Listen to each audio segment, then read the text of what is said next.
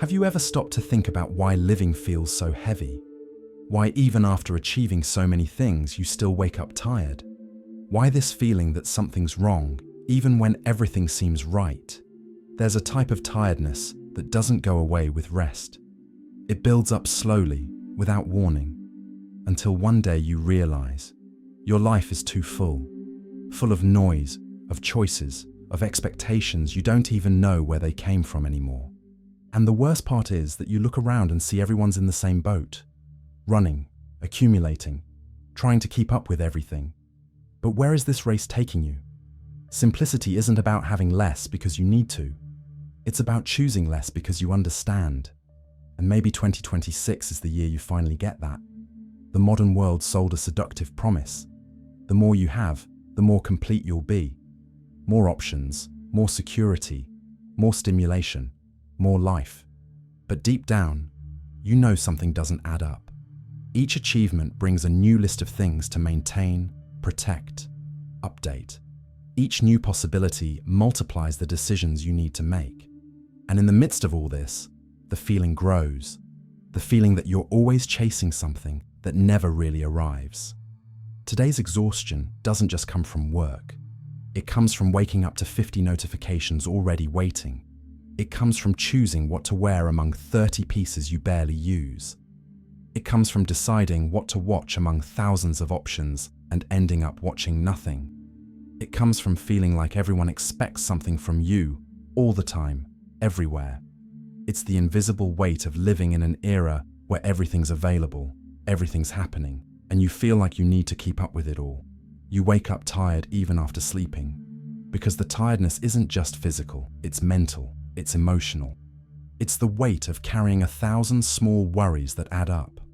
The bill you need to pay, the email you need to answer, the decision you need to make, the thing you need to fix, the information you need to process.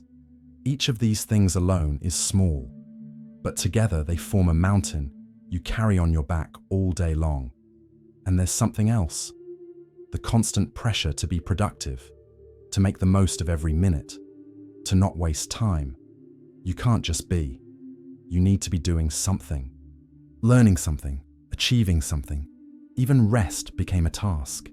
You need to rest well, the right way, at the right time, because even that became an expectation to be met. The culture of excess convinced you that you always need more information to stay updated, more achievements to have value, more experiences to live fully. But they didn't tell you that more also means more weight, more responsibility, more decisions, more things to manage, maintain, protect. And in the end, you're exhausted not from living, but from trying to live the way they told you should live. You accumulate objects thinking you'll use them. You accumulate information thinking you'll process it. You accumulate commitments thinking you'll handle them. But the truth is that each new thing takes up space. Not just physical space, mental space, emotional space. And when everything's full, there's no room left to breathe, no room left to think straight, no room left to feel what really matters. Your closet's full of clothes you don't wear, your shelf's full of books you don't read, your calendar's full of commitments you don't want to keep, your mind's full of worries you can't solve. And all of this weighs on you. It weighs even when you don't consciously notice, because each thing you own, each commitment you take on, each expectation you carry, all of it demands something from you.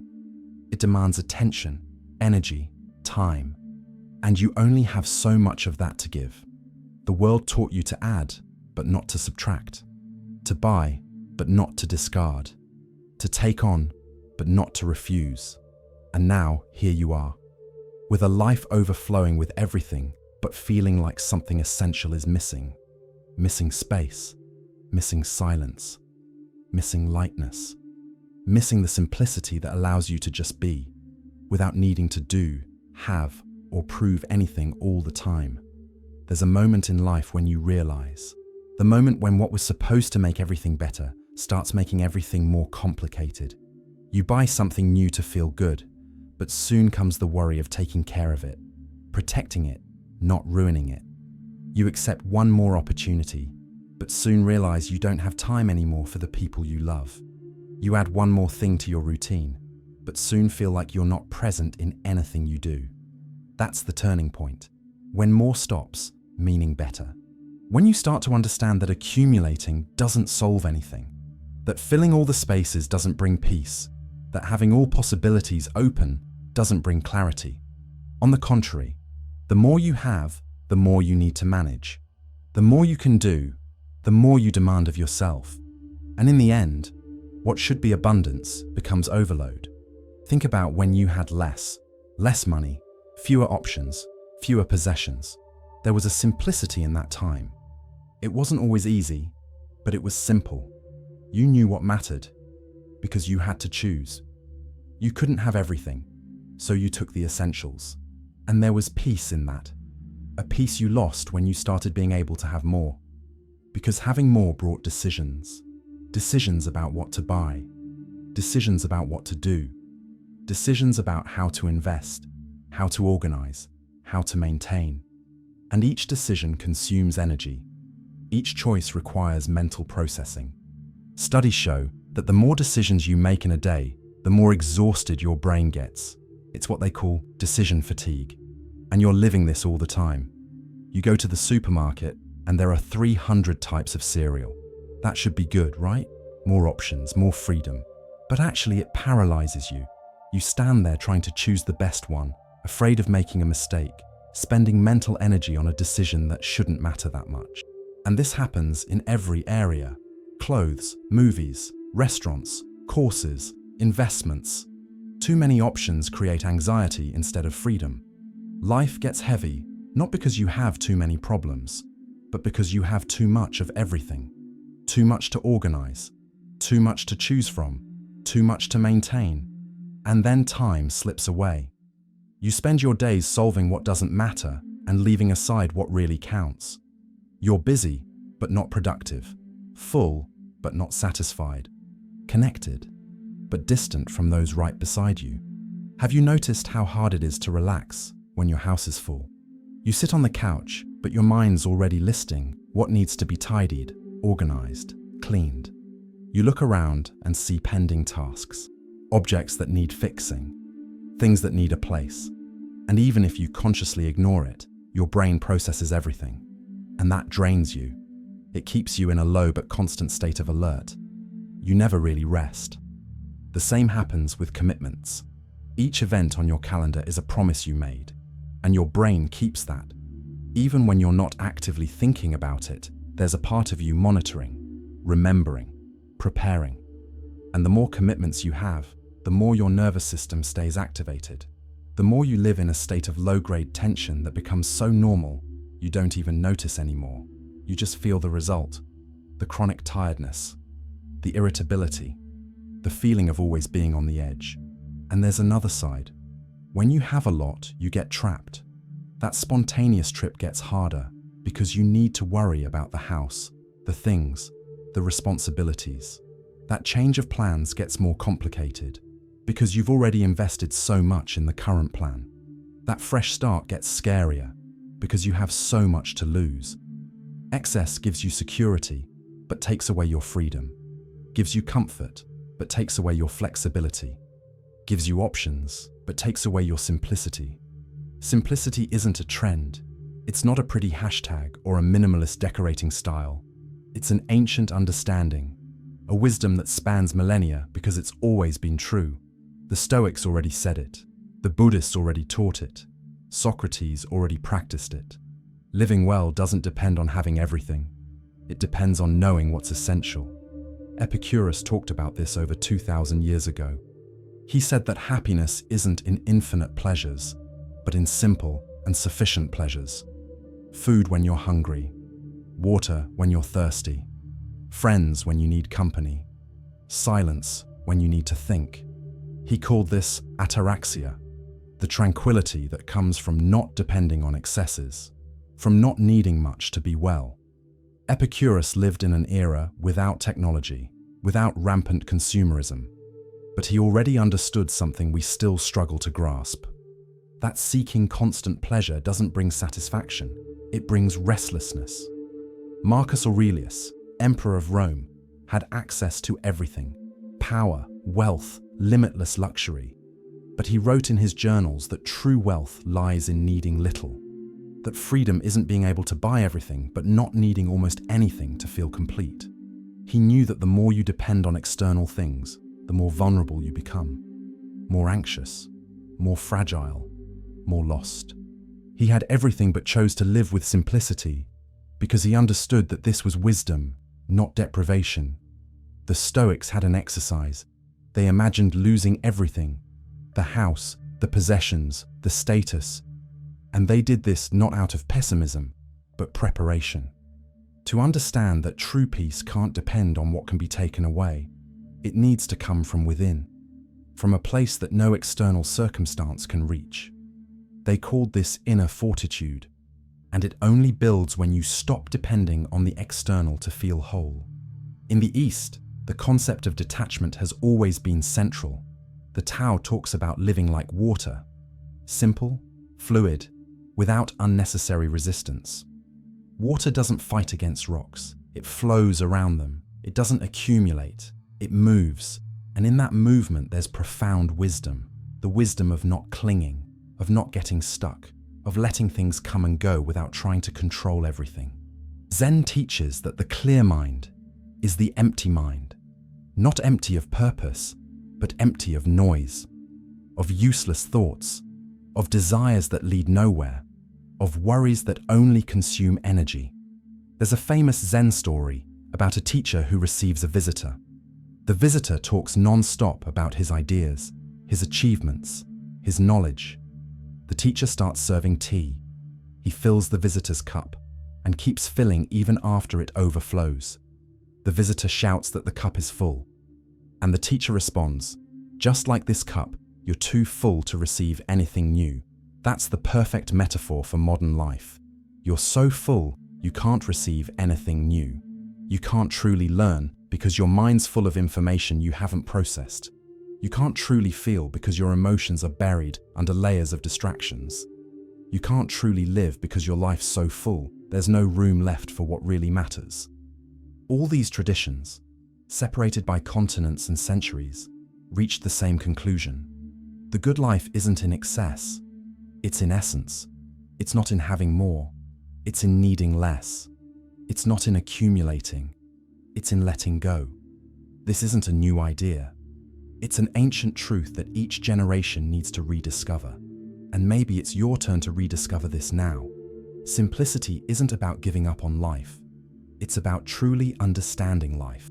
It's realizing you don't need as much as they made you believe. That peace isn't in conquering everything, but in freeing yourself from the need to conquer. That lightness doesn't come from having, but from letting go. And this isn't resignation. It's not giving up. It's wisdom. It's maturity.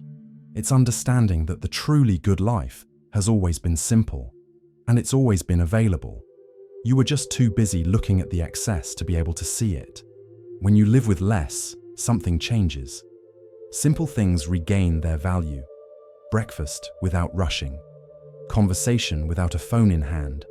A walk with no set destination. Silence you're not afraid to hear. These small moments lose their power when life's too full, because you're always thinking about the next commitment, the next purchase, the next achievement. But when you reduce the noise, these moments come back.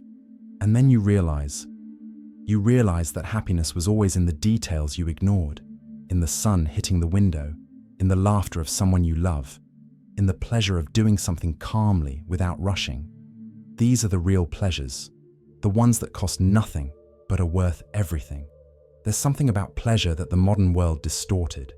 They made you believe that pleasure needs to be intense, needs to be new, needs to be constant. But the pleasures that truly sustain are the simple ones. They're the ones you can access every day without depending on special circumstances. The taste of the first bite when you're hungry, the feeling of fresh water when you're thirsty, the comfort of being home after a long day. These pleasures are so basic, you ignore them. You seek more. You seek extraordinary experiences, expensive restaurants, exotic trips, purchases that make you feel special. and there's nothing wrong with these things. But when you depend on them to feel pleasure, you lose something essential. You lose the ability to appreciate the ordinary. And the ordinary is where you spend most of your life. When you simplify, the ordinary becomes extraordinary again. You sit down to eat and actually taste the flavor. You look out the window and actually see the sky. You hug someone and actually feel their presence. It's not that these things got better, it's that you became more present for them. And presence is the secret ingredient that transforms the simple into the meaningful. The problem is, we live in a culture that despises the simple, that associates simplicity with poverty, with lack of ambition, with mediocrity. But that's a confusion. Simplicity isn't having little because you can't have more. It's choosing the essential because you understand that the rest just gets in the way. It's a conscious choice, not a forced condition. You can have money and live with simplicity. You can have success and live with simplicity. You can have a life full of possibilities and still choose what really matters. Simplicity isn't about depriving, it's about prioritizing. It's about knowing that having everything available doesn't mean you need everything. That being able to do 1,000 things doesn't mean you should do 1,000 things. The most meaningful moments of your life probably didn't involve luxury. They weren't the expensive purchases, the pompous events, the material achievements. They were the simple moments, that deep conversation that lasted hours, that tight hug when you needed it most, that spontaneous laugh that made your stomach hurt, that instant of shared silence with someone who understands you. These are the moments that stay, and they don't need anything beyond presence. But presence is rare today, because being present requires mental space. And mental space is exactly what's missing when you live in excess, when your head's full of worries about things you own, decisions you need to make, expectations you need to meet. You're even there physically, but your mind's in 10 different places. And then you lose. You lose the connection. You lose the moment. You lose your own life as it's happening. Simplicity gives that back to you. It gives back the ability to be where you are, to feel what you're feeling, to live what you're living, without half your attention being in the past or future, without half your energy managing excess. You can finally be whole. And when you're whole, even the simplest things become profound. Even the most common becomes precious, because you're truly there. Not just passing through, not just going through the motions, but really living. Every desire brings a shadow, the shadow of anxiety. When you desire something, you're no longer whole. Part of you is in the future, in what you don't have yet. And that part gets restless. It keeps comparing, planning, demanding from itself. Even when you achieve it, the desire doesn't stop. It just changes objects, and the cycle starts again. The problem isn't desiring, it's desiring constantly. It's living in a permanent state of lack, of feeling like something's always missing. That if you had that thing, then you'd be complete. But you never become complete that way, because each achievement reveals a new desire. Each goal reached shows a bigger goal, and you never arrive, never rest, never feel like you're enough. That's the trap of modern consumption. It's not just about buying things. It's about buying the idea that you need these things to be someone, to be happy, to be valid. And then you work more to buy more, and buy more to fill the void that excessive work created. It's a self-feeding cycle, and the more you get into it, the harder it is to get out. Each unfulfilled desire generates frustration. Each comparison generates inadequacy. You look at others and see what they have, see what they do, see what they've achieved, and something inside you says you should also have, do, achieve. But this race has no finish line, because there'll always be someone with more. There'll always be something new to desire, and you'll never feel like you've arrived. What happens is you outsource your peace. You put it in the hands of external conditions. I'll be happy when I have that house. I'll feel good when I reach that position. I'll be complete when I achieve that thing. But when you get there, the feeling doesn't last long, because your brain has already adapted, already normalized, and now needs something new to feel that emotion again. It's what they call hedonic adaptation. And that's why chasing happiness through external achievements never works long term. You need to understand something fundamental. Desire isn't about getting what you want. It's about the state of wanting. It's about living in constant tension between where you are and where you think you should be. And that tension is exhausting. It consumes your energy, steals your attention, prevents you from appreciating what you already have, because you're always looking at what's missing. Freedom isn't in being able to have everything. It's in not needing everything. That's a truth few understand. You think you'll be free when you can buy whatever you want, go wherever you want, do whatever you want. But true freedom is something else. It's not depending on any of that to feel good. It's being whole even when you don't have. It's being at peace even when you don't achieve. The less you need, the freer you are. Because you're not hostage to circumstances. You're not hostage to the market, to others' opinions, to external fluctuations. You're sustained by something internal. Something that can't be taken away, that can't be bought, that doesn't depend on anything but yourself. Think about it. The person who needs a lot to be happy is prisoner to many things. Prisoner to the job that pays for all of it. Prisoner to the fear of losing. Prisoner to the constant need to maintain, protect, acquire. But the person who needs little is free. Free to choose, free to refuse, free to change, because they're not tied to anything they can't let go of if necessary. Reducing desires isn't resignation. It's not giving up on life. It's choosing battles worth fighting. It's stopping spending energy on what doesn't matter to have energy for what truly matters. It's a matter of focus, of knowing where you want to put your attention, your time, your life. Because everything has a cost, and the cost of desiring too much is never being satisfied, never being present, never being at peace. When you reduce your desires, something curious happens. You realize most of them weren't even yours. They were implanted by advertising, by culture, by social comparison. You thought you wanted that, but actually you wanted the feeling you thought that would bring. And that feeling doesn't come from outside. It never did. You were just convinced it would. True freedom is being able to look at something and not need it. It's being able to see someone with more and not feel envy. It's being able to walk past a store and not feel that compulsion to go in. It's being so complete inside that the external loses its power to control you. And this isn't coldness. It's not indifference. It's fullness. It's being so filled with what really matters that there's no room left for what's empty. Objects promise comfort, promise security, promise happiness. But the truth is they deliver worry. You buy a bigger house and now need to clean it, furnish it, maintain it. You buy a new car and now you're afraid of scratching it, of it getting stolen, of it depreciating. You buy more clothes and now have to organize them, choose them, match them. Each new thing adds a layer of responsibility, a layer of mental weight. The things you own start to own you. They demand attention, demand care, demand physical and mental space.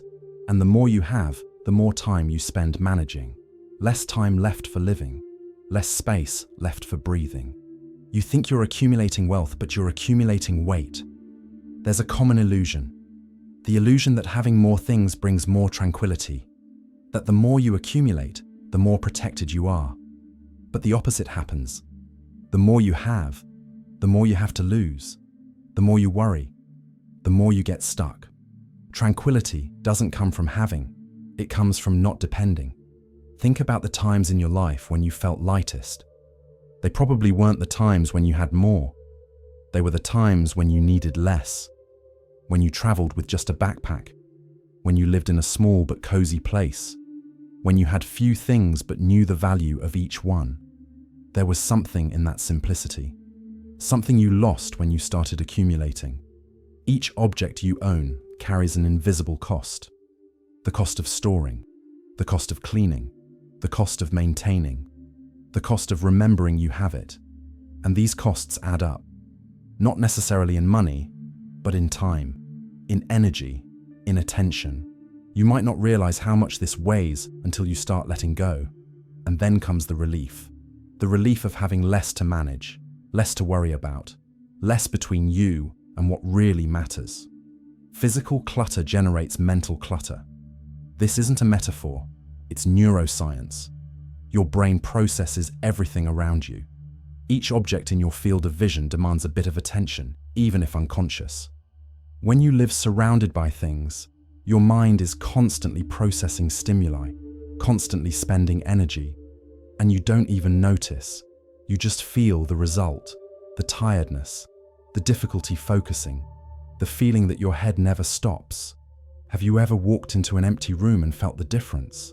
The silence seems deeper, thoughts flow better. There's something in the absence of excess that calms, that creates breathing room. It's not just aesthetic, it's functional. When you reduce visual noise, you reduce mental noise, and then you can think more clearly, feel more intensely, be more present. Each cluttered drawer is an unconscious reminder that you need to organize. Each messy corner is a mental pending task. Each functionless object is a distraction. You might not consciously notice, but all of this weighs.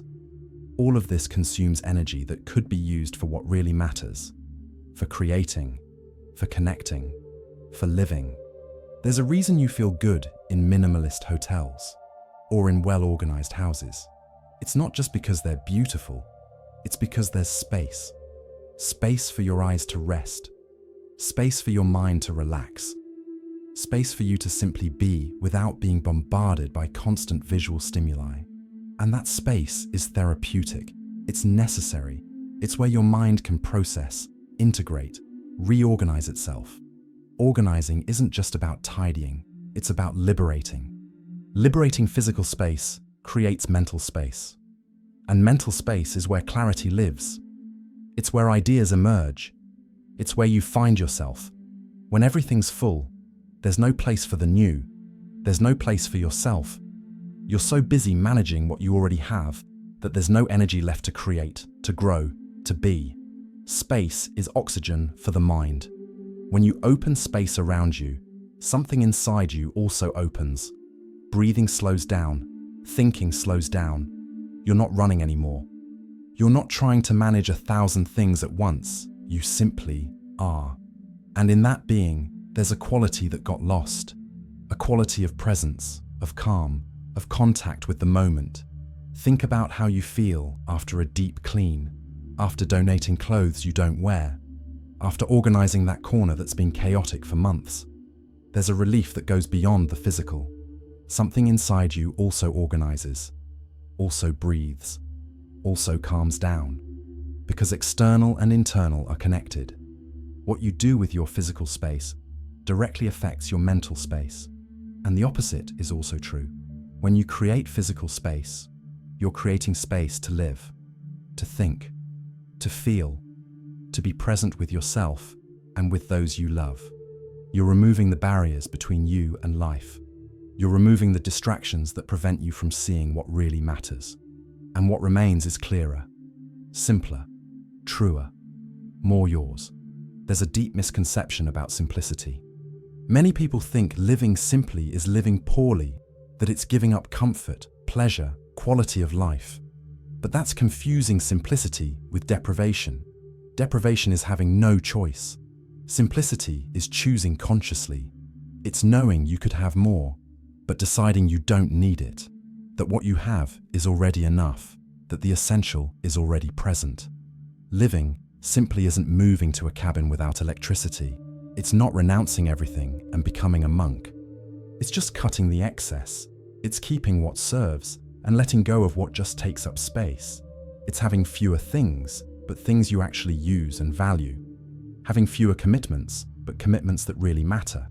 Having fewer stimuli, but stimuli that truly nourish. Simplicity is refinement. It's the ability to distinguish the essential from the superfluous. It's knowing that not everything you can have is worth having. That not everything that's available deserves your attention.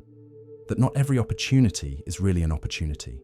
Sometimes saying no is the greatest opportunity, because it opens space for the yes that really matters.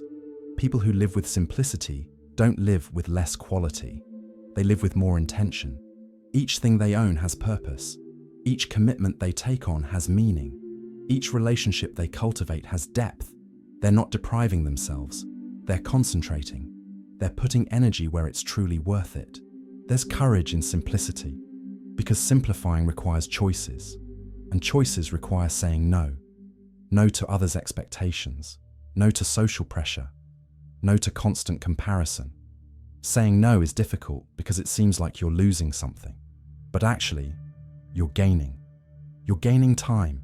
You're gaining energy. You're getting your own life back. You don't need to go to all events. Don't need to accept all invitations. Don't need to be available all the time. Don't need to meet all the expectations thrown at you. You can choose. You can prioritize. You can protect your time and energy as the valuable resource they are. Each time you say no to what doesn't matter, you say yes to what does. Each conscious refusal is an act of self-care. It's you recognizing that your life is finite, that your energy is limited, that you can't do everything and need to choose well where you'll invest. And that choice isn't selfishness, it's wisdom.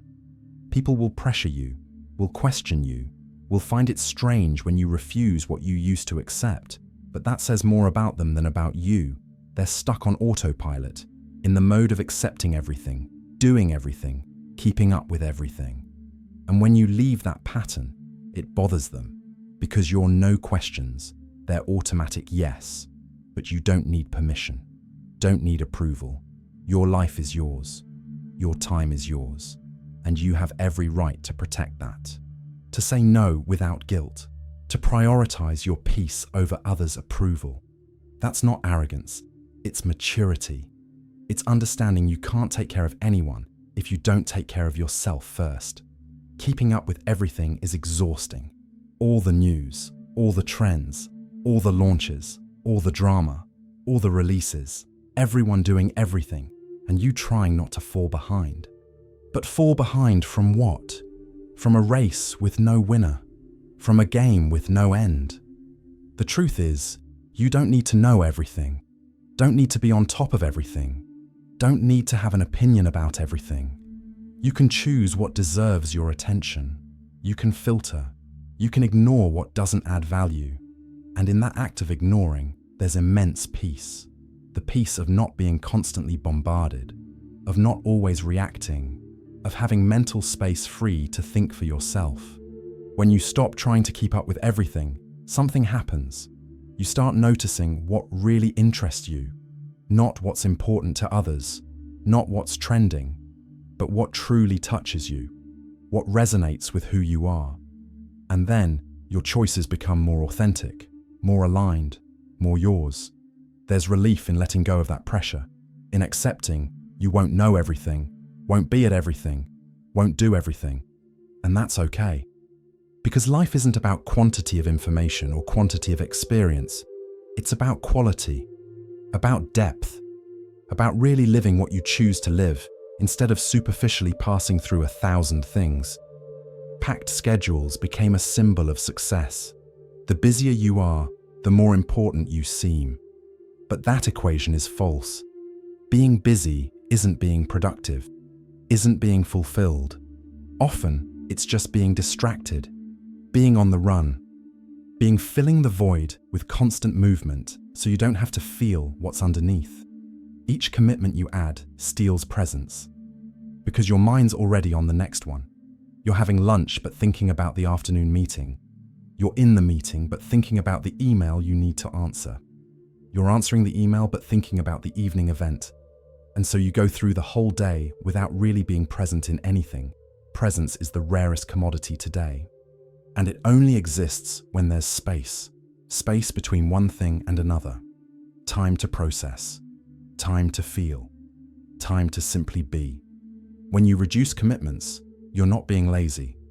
You're creating space for quality, for true connection, for experiences that truly touch you.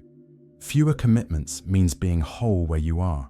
It means that when you're with someone, you're really with that person, not just physically, but mentally, emotionally. It means that when you do something, you do it with full attention. And that changes everything. It changes the quality of your work. It changes the quality of your relationships. It changes the quality of your life. Simplicity isn't extreme. It's not becoming an ascetic. It's not rejecting everything. It's balance. It's the middle path. It's not living in excess, but also not living in extreme denial. It's finding the point where you have enough. Not so much as to overload. Not so little as to lack, just enough. That point is different for each person. For some, enough might mean a small house. For others, a bigger house but without excesses. For some, it might mean working less. For others, working a lot but on something that really matters. There's no formula. There's only the question you need to ask yourself. What's enough for me? The answer doesn't come from the head. It comes from the body. It comes from feeling when you're at peace and when you're overloaded. From noticing when your life's flowing and when it's stuck. From seeing when you're present and when you're just passing through. Your body knows. Your intuition knows. The problem is, you stop listening when you're in excess. Balance isn't static. It's dynamic. It'll change as you change, as your priorities change, and that's okay. Simplicity isn't rigidity. It's flexibility. It's always coming back to the essential, always adjusting, always letting go of what stopped serving. It's a process, a continuous practice, a way of living. Here's the invitation. Make 2026 a different year.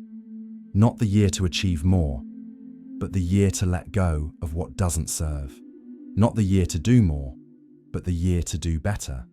Not the year to have more, but the year to value what you already have. Use this year as a turning point, as the moment you decide that lightness matters more than accumulation. And for this to really happen, you need concrete steps, not just pretty ideas, but real changes that transform day-to-day life. So here's what to do in 2026. First, choose a physical space to start. A drawer, a closet, a room, and take out everything you haven't used in the last year. Everything. If you haven't used it in 12 months, you don't need it. Donate, discard, free up space. And when you do this, notice the feeling, the physical relief that becomes mental relief. That's the first lesson of simplicity. External space creates internal space. Second, look at your calendar. How many commitments there did you accept on autopilot? How many events are you going to out of obligation, not desire? Choose 3 things to cancel, 3 invitations to decline, 3 obligations to let go, and use that time that's left over to do nothing, to simply be, to breathe without rushing, to remember what it's like not to always be running to the next commitment. Third, turn off notifications, all of them, except the essential ones. You don't need to know everything in real time. Don't need to be available all the time. Choose 2 times a day to check messages, morning and afternoon. Outside of that, live without interruptions, without that constant impulse to grab your phone, without that anxiety of missing something, because you're not missing anything. You're getting your attention back. Fourth, establish a simple rule. For each new thing that enters your life, an old thing leaves. Bought new clothes? Donate old ones. Bought a new book? Pass along one you've already read. Bought a new object? Discard one you don't use anymore. This way you maintain balance. Never accumulate beyond necessary.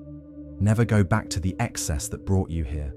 Fifth, create a daily pause ritual. 15 minutes. Just 15. No phone. No TV. No distraction. It can be in the morning with coffee. It can be at night before bed. It can be midday when you need to recharge. What matters isn't when. It's that you do it. That you have this moment every day where you're not producing, not consuming, not doing anything except being present with yourself. Sixth, choose one area of life to simplify completely. It could be food. Define 3 simple meals you like and rotate between them during the week. It could be clothes. Build a capsule wardrobe with few pieces that match each other. It could be entertainment. Cancel half the streaming subscriptions you barely use. What matters is truly simplifying one area and feeling how that frees up mental energy. 7th, practice saying no, not as aggression, but as protection. When someone invites you to something you don't want to do, say no. When someone asks you for something that will overload you, say no. When an opportunity arises that's not aligned with your priorities, say no. You don't need an excuse. Don't need an elaborate justification. A polite but firm no is enough. And each no you give to what doesn't matter is a yes you give to what really does. 8th, identify your automatic desires, the ones that aren't really yours, that were implanted by advertising, by comparison, by social pressure. Make a list, and next to each one, ask, do I really want this? Or do I only want it because I saw someone with it? Or because they told me I should want it? This clarity will cut half your desires, and half your anxiety along with it. 9th, replace consumption with creation. When you feel the urge to buy something out of boredom or anxiety, create something. Write, draw, cook, fix a corner of the house. Do anything with your hands. Because the problem isn't consumption itself, it's using consumption to fill emptiness. And when you create, the emptiness truly fills with something that comes from inside, not outside. And 10th, at the end of each week, review. What did you let go? What did you simplify? Where did you feel lightness? Where are you still carrying unnecessary weight? And adjust. Because simplicity isn't a destination, it's a process. It's always coming back to the essential, always adjusting, always remembering that less can be more when you choose well what stays. These 10 practices aren't abstract suggestions, they're concrete changes. They're what to do in 2026 to make your life simpler, lighter, more yours. You don't need to do them all at once. Start with one, master it, then add another. And that's how you'll build, step by step, a life that doesn't exhaust you, that doesn't overload you, that doesn't trap you, a life that finally frees you. The magic of simple life isn't in having less, it's in needing less. It's in being whole with what you have. It's in feeling that you're enough, that your life is enough, that this moment is enough. And when you reach that place, everything changes. Not because the world changed, but because you changed. 2026 can be the year you stop running, the year you stop accumulating, the year you finally understand that the good life isn't in excess, it's in essence, in the simple, in the present, in what really matters, and that was always here, waiting for you to notice. If this video made sense to you, if something here touched something inside you, consider subscribing to the channel and leaving your like. That support helps bring these reflections to more people who are also seeking a lighter, more conscious, more authentic life. And in the comments, tell me, what's the first step you're going to take toward a simpler life in 2026? I'm curious to know. Until the next video.